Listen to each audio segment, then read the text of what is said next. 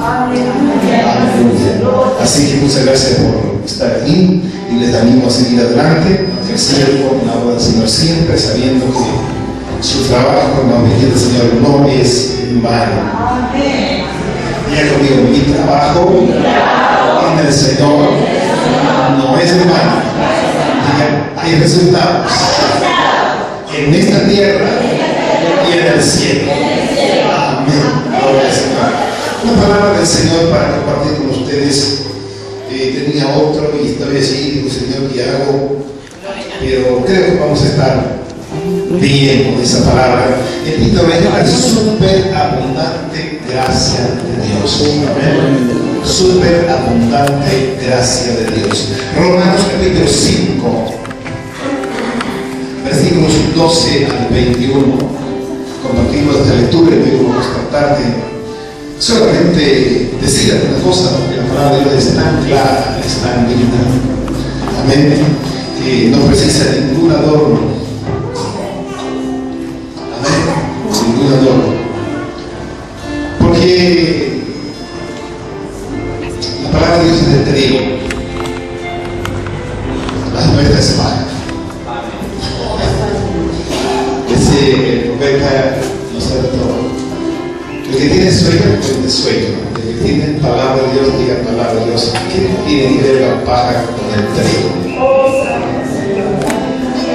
Ahora es cierto que el trigo nunca viene solo. La paja es la que sostiene el trigo. Amén. Nunca el grano de trigo sale así en el aire, hay una planta, hay una paja, ¿no es cierto? Pero lo que vale es el trigo. Nosotros somos la paja y el trigo es la palabra. Solamente somos lo que tenemos las palabras aquí. Somos solamente eso. Lo que hace efecto es la palabra de Dios. Ella es gloriosa. Me gustó la versión de un hermano que es un ingeniero de construcción y de España. Que tiene mucho dinero, tiene su avión propio, viaja por todo el mundo con su propio avión. Y él realmente contaba la importancia de la palabra.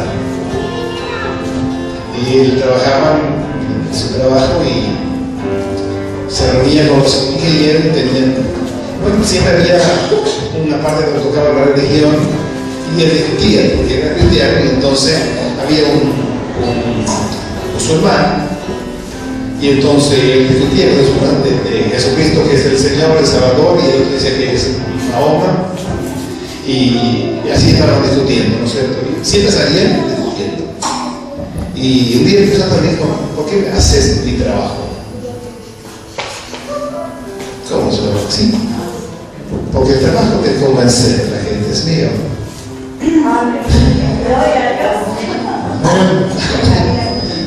Y tú quieres hacer mi trabajo. Di mi palabra y yo lo voy a convencer. Entonces, él entendió y las personas lo entendieron. Entonces comenzó a repetir versículos de la palabra. Y el musulmán hablaba y él decía, la Biblia dice que Jesucristo es el único Salvador. Amén. Que obviamente por ello vamos al Padre. Y solamente dejaban el versículo y no lo discutían. El varón se fue por 15 días hasta la única vuelta. Y el musulmán dice, ahora yo creo que Jesucristo es el único Salvador. Amén.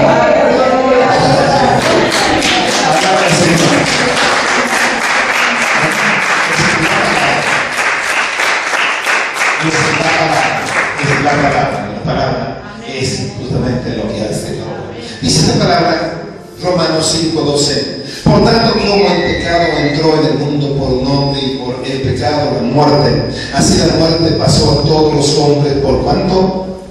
¿Cuántos pecaron? Todos pecaron. Diga yo también. Pues antes de la ley había pecado en el mundo, pero donde no hay ley, no se culpa de pecado. No obstante, reinó la muerte desde Adán hasta Moisés, aún de lo que no pecaron a la manera de la transgresión de Adán, el cual es figura del que había de venir. Pero el don no fue como la transgresión, porque si por la transgresión de aquel uno murieron los muchos, abundaron mucho más para los muchos la gracia y el don de Dios por la gracia de un hombre, Jesucristo. Y con el don no sucede como en el caso de aquel uno que pecó, porque ciertamente el juicio vino a causa de un solo pecado para conversión, pero el don vino a causa de muchas transgresiones para justificación. Pues si por la transgresión de uno solo reinó la muerte, mucho más reinará en vida por uno solo, Jesucristo, lo que recibe la abundancia de la gracia y del don de justicia. Así que como por la transgresión de uno vino la condenación a todos los hombres, de la misma manera por la justicia de uno vino a todos los hombres la justificación de vida. Porque así como por la desobediencia de un hombre muchos fueron constituidos pecadores, así también por la obediencia de uno los muchos serán constituidos justos. Pero la ley se introdujo para que el pecado abundase. Mas cuando el pecado abundó, sobreabundó la gracia. Cuando dice amén. Amén. Para que así como el pecado reinó para la muerte, así también la gracia reine para la justicia, para vida eterna, mediante Jesucristo, Señor nuestro. Y decimos amén a la palabra. Amén. Por cierto, Romanos es un libro complicado, ¿no? Porque Romanos es un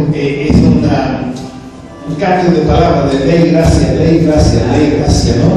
Y parece que se contradicen de cosas, pero es un libro maravilloso, encierra misterios tremendos. Sí, y es un libro que hay que estudiarlo mucho para poder comprenderlo, pero qué importante que aquí notamos, Pablo habla mucho especialmente de la gracia de Dios, del perdón de pecado, de la importancia de la muerte de Cristo, y esto es bueno. Por eso esta palabra es súper abundante, gracia de Dios. ¿Sabe que Adán fue formado por Dios? ¿Amén? Fue creado por Dios. Ahora Jesucristo, nacido de Dios por su Espíritu. Esa es la diferencia. Amén. Así también pasa con nosotros. Todos son creación de Dios, pero por Jesucristo somos nacidos de Dios. Amén. Pasamos de crear criaturas para ser hijos.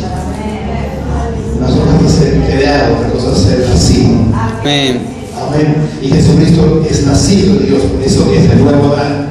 El primer Adán formado, no conoció infancia, no conoció niñez, pero Jesucristo, nacido, conoció infancia, conoció niñez. Amén. Nosotros también en el Espíritu conocemos la infancia, la niñez espiritual, el crecimiento y el desarrollo. Mucho para hablar, podemos dejar esto así porque no es ese tema. Ahora, Adán fue creado un hombre frágil contra el pecado. Amén. Jesucristo, vencedor. Amén. Amén. Dice, tentado en todo, pero ¿qué? Sin pecado. Amén. Tentado en todo, como nosotros. ¿Sabía que Jesús fue tentado como nosotros? En todo. Y usted dice, pero ¿y en esto también? Sí. No hay un pecado que no ha sido presentado. No me parece que nosotros cedimos, pero no cedimos. Amén. El problema está ahí, la tentación no es inevitable. Pero si somos nacidos de Dios, dice Juan, y es nacido de Dios, no peca. Amén. Cuando dice gloria a Dios. Amén. Y dice, y no puede pecar.